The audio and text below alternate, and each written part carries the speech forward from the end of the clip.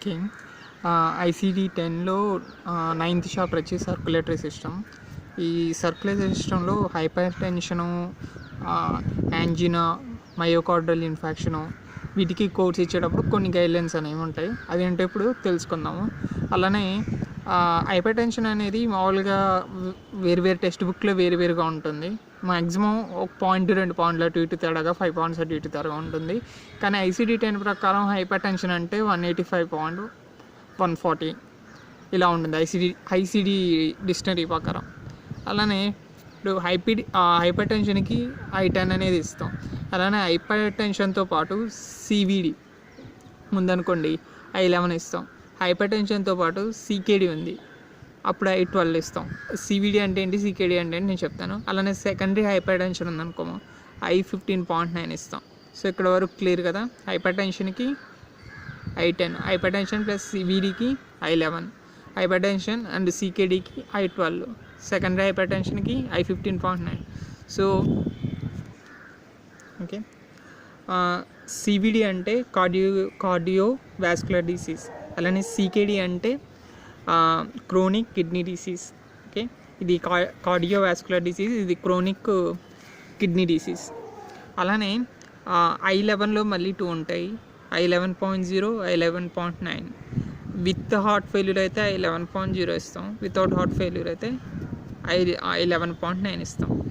So hypertension I10, hypertension plus CVD I11, hypertension plus CKD I12, secondary hypertension I15.9. ఒకవేళ hypertension CVD or HD అని కూడా అంటారు. CVD plus CKD మొత్తం 3 ఉన్నాయి. Hypertension ఉంది, CVD ఉంది, CKD ఉంది. అలా ఉన్నప్పుడు I13 అనేది ఇస్తాం. సో మొత్తం codes I10, I11, I12, I13 మొత్తం కోడ్స్. ఇప్పుడు ఫస్ట్ చూద్దాం హైపర్ టెన్షన్. ఫస్ట్ది హైపర్ టెన్షన్కి I10, అది కాదు హైపర్ టెన్షన్ ప్లస్ సివిడి చూద్దాం. దానికి I11 ఇస్తాం. ఈ I11 ఎప్పుడు ఇస్తాం అనే దానికి ఒక చిన్నగా వెళ్ళని ఉంది. అలా కాంబినేషన్ కోడ్ వచ్చినప్పుడు మాత్రం మనం ఇస్తాం అనమాట. ఇది combination code, hyper tension plus CBD రెండు కలిపి ఒకే ఒక కోడ్ I11 అనేది ఇస్తాం, కాంబినేషన్ కోడ్. అలా కాంబినేషన్ కోడ్ ఇవ్వాలంటే కొన్ని చిన్న రూల్స్ ఉన్నాయో చూద్దాం. డ్యూ టు ఆర్ టెన్సివ్ ఈ వర్డ్స్ వచ్చినప్పుడు మాత్రమే మనం ఈ కాంబినేషన్ కోడ్ యూజ్ చేయాలి. ఈ వర్డ్ సినారియోలో లేకపోతే డ్యూ టు టెన్సివ్ అనే వర్డ్ లేకపోతే మనం I11 అనే దాన్ని యూజ్ చేయకూడదు, ఈ కాంబినేషన్ కోడ్ అనేది యూజ్ చేయకూడదు. అలానే విత్ ఇన్ను అండ్ ఎక్సెట్రా ఇవి ఉన్నా సరే I11 అనేది రాదు, I10 అనేది వస్తుంది. ఓకే, ఎగ్జాంపుల్ చూద్దాం. చూడండి, hyper tensive congestive heart failure. Congestive heart failure వచ్చేసి ఈ సివిడి కిందకి వస్తుంది. ఓకే, ఇది కార్డియోకి సంబంధించిన డిసీజ్ కాబట్టి, సో కార్డియోవాస్కులర్ డిసీజే. So congestive heart failure. Next hypertensive. So మనకేంటి డ్యూ టు కానీ టెన్సివ్ కానీ ఈ రెండు వస్తే, ఈ రెండిట్లో ఏదో ఒకటి వస్తాయి, రెండు కాదు ఈ రెండిట్లో ఏదో ఒకటి వస్తే మనం I11 అనేది ఇవ్వాలి. ఇక్కడ టెన్సివ్ అని ఉంది, సో ఇది వచ్చింది. సో టెన్సివ్ వచ్చింది కాబట్టి మనం I11.0 ఇస్తాం. ప్రైమరీ I11కి ఎప్పుడు ప్రైమరీ ఇస్తాం. అలానే I11, I12, I30 ఈ మూడిట్లో ఏది వచ్చినా ప్రైమరీ ఇస్తాం. ఈ మూడు కాకుండా I10 వచ్చింది అనుకోండి, మనం ప్రైమరీ ఇవ్వము దానికి. I10 కాకుండా I11 కానీ I12 కానీ I13 కానీ ఇస్తే మనం దానికే ప్రైమరీ ఇస్తాం. సో ఇక్కడ I11 వచ్చింది కదా, దీనికి ప్రైమరీ ఇచ్చాం. తర్వాత కంజెస్టివ్ హార్ట్ ఫెయిల్యూర్కి ఇండెక్స్లో ఎత్తుక్కుంటే మనకి మామూలుగా I15.9 వచ్చింది, ఇది సెకండరీ కింద ఇస్తాం. సో చూడండి, hyper tension associated with endocarditis కూడా సివిడి కిందకి వస్తుంది, కార్డియోవాస్కులర్ డిసీజ్ కిందకి వస్తుంది. కానీ ఇక్కడ డ్యూ టు రాలేదు, టెన్సివ్ అనే వర్డ్ రాలేదు. సో ఇప్పుడు ఇక్కడ కాంబినేషన్ కోడ్ అనేది యూజ్ చేయకూడదు, అందుకనే I10 అనేది యూజ్ చేస్తాం. ఇక్కడ I11 అనేది యూజ్ చేయకూడదు, ఇక్కడ I11 అనేది యూజ్ చేయకూడదు, I10 అనేది యూజ్ చేశాను. సో I10 యూజ్ చేసాం కాబట్టి దీనికి సెకండరీ ఇచ్చాం, దీనికి చివరిలో ఇస్తాం సీక్వెన్సీ. అలానే ప్రైమరీ ఎండోకార్డైటిస్కి ప్రైమరీ ఇచ్చాం. అలానే hypertension and acute systolic failure. చూడండి, ఎక్కడ కూడా టెన్సివ్ అనే వర్డ్ లేదు, డ్యూ టు అనే వర్డ్ లేదు. డ్యూ టు టెన్సివ్ లేదు ఈ ఎగ్జాంపుల్లో కూడా. సో హైపర్ టెన్షన్ అండ్ అనేది ఉంది. అండ్ అని ఉంటే మనం I11 ఇవ్వం, అంటే కాంబినేషన్ కోడ్ రాదు. I10 అనే కోడ్ ఇస్తాం. సో I10 కోడ్ ఇచ్చాము. తర్వాత అక్యూట్ సిస్టోలిక్ ఫెయిల్యూర్కి ఇండెక్స్లోకి వెతికితే I15.2 అన్నది వచ్చింది. దాన్ని ప్రైమరీ కింద ఇచ్చాం. I10 చివర్లో వస్తాం. I10 ఎప్పుడు చివర్లోనే ఉంటుంది. ఈ ఎగ్జాంపుల్ చూడండి, heart failure due to hyper tension. Due to వచ్చింది, డ్యూ టు వచ్చినా టెన్సివ్ వచ్చినా కాంబినేషన్ కూడా అయినా I11 అనేది యూజ్ చేస్తాం. I11.0. ఓకే. తర్వాత డ్యూ టు హార్ట్ ఫెయిల్యూర్ అన్నారు కాబట్టి హార్ట్ ఫెయిల్యూర్కి కోడ్ చూస్తే మనకి ఇండెక్స్లో ఇది వస్తుంది. సో ప్రైమరీది ఇచ్చాం, సెకండరీది ఇచ్చాం.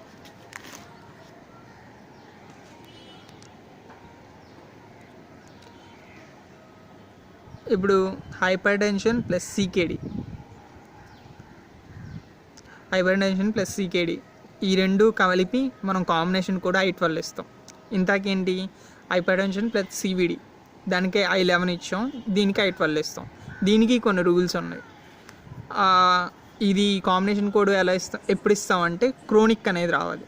క్రోనిక్ కిడ్నీ డిసీజ్ అయినప్పుడు మాత్రమే I12 అనేది ఇస్తాం, మిగతా కండిషన్ లేవు. ఎగ్జాంపుల్ చూద్దాం. Hypertensive nephritis. హైపర్టెన్సివ్ నెఫ్రైటిస్ అనేది క్రోనిక్ కండిషన్ కాదు. ఓకే. సో ఇది క్రోనిక్ కండిషన్ కాదు కాబట్టి కాంబినేషన్ కోడ్ రాదు. హైపర్ టెన్షన్కి మామూలుగా I10 అనేది ఇచ్చేస్తాం.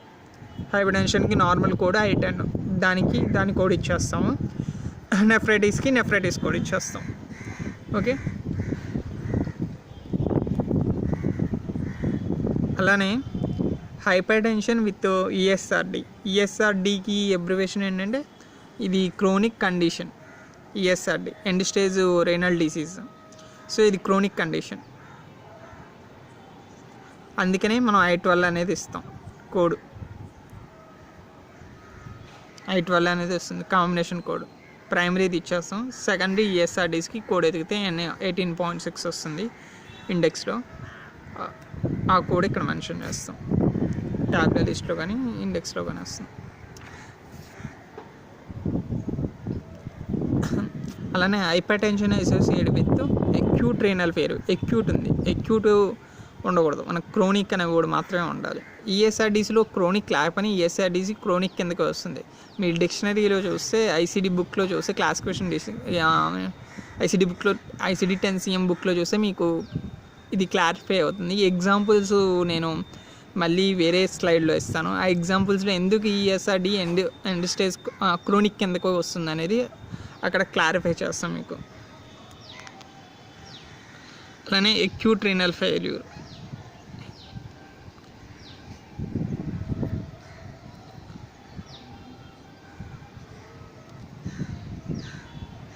ఈ ఎగ్జాంపుల్లో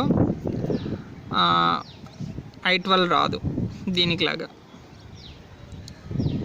అందుకే I10 విడిగా ఇచ్చేసాము.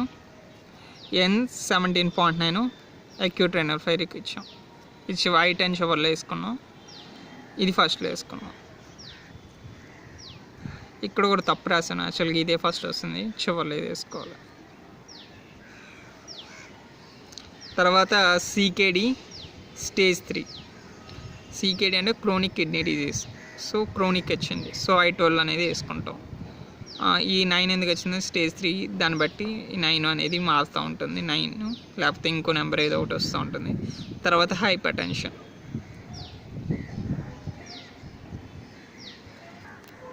ఇక్కడ చూడండి, ఇది 3 cases, hyper tension, CVD, CKD ఈ 3 కలిపి ఉన్నప్పుడు వచ్చినప్పుడు మనం I13 అనేది వేస్తాం combination code.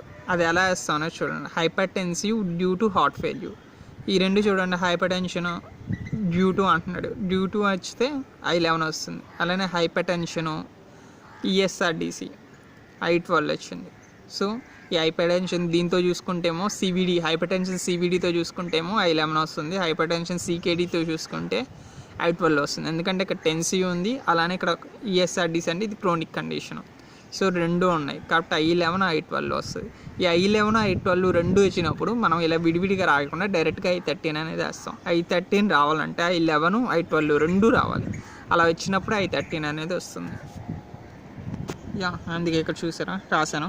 I11 plus I12 రెండు వచ్చినప్పుడు I13 అనేది వస్తుంది. Hypertension with myocarditis and renal failure.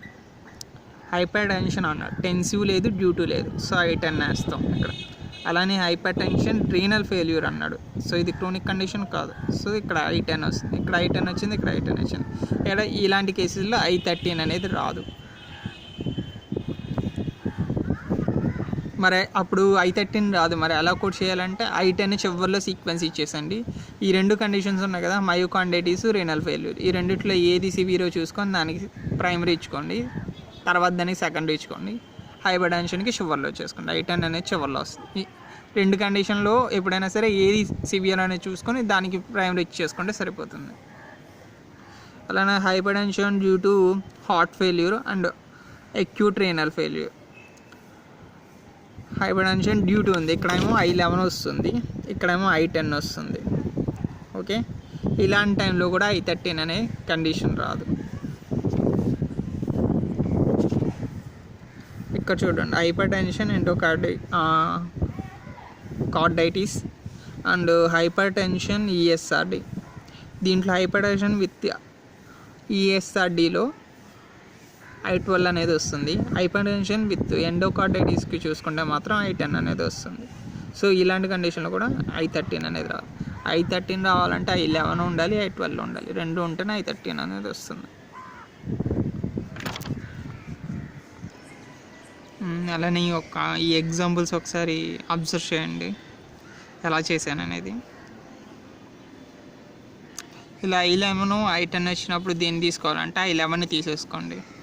I10 I12 వచ్చింది, దీన్ని తీసుకోవాలంటే దీన్ని I12 తీసేసుకోండి ప్రైమరీ కింద.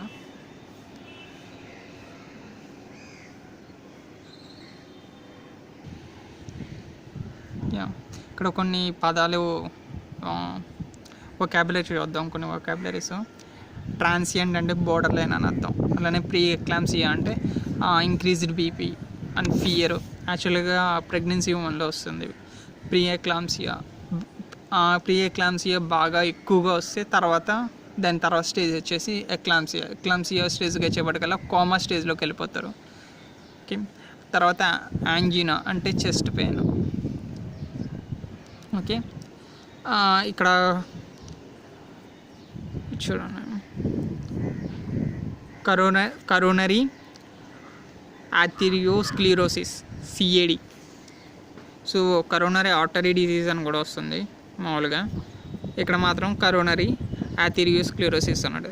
ఈ కరోనరీ ఆర్థెరియోస్క్లిరోసిస్ అంటే ఏంటి అంటే, ఆర్థెరియోస్క్లిరోసిస్ అంటే ఈ ఆర్టరీస్, హార్ట్ నుంచి వచ్చే ఆర్టరీస్ వాల్స్ థిక్నింగ్ అవడాన్ని ఆర్థెరియోస్క్లిరోసిస్ అంటారు. సో దీంట్లో 2 టైప్స్ ఉంటాయి. నెగిటివ్ ఆర్టరీస్ ఉంటాయి, నెగిటివ్ బైపాస్ ఉంటాయి. అంటే పుట్టుకతో వచ్చిన ఆర్టరీస్ ఉంటాయి అందరికీ.